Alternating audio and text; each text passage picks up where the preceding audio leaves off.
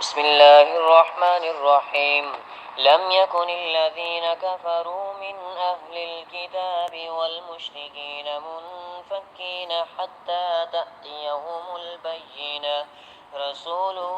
من الله يتلو صحفا مطهرة فيها كتب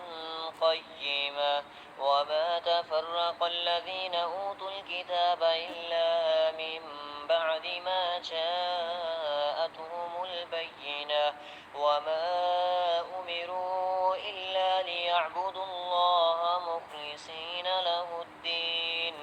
حنفاء ويقيموا الصلاة ويؤتوا الزكاة وذلك دين القيمة إن الذين كفروا من أهل الكتاب والمشركين في نار جهنم خالدين فيها أولئك هم شر البرية إن الذين آمنوا وعملوا الصالحات أولئك هم خير البرية جزاؤهم عند ربهم جنات عدن تجري من تحتها الأنهار خالدين فيها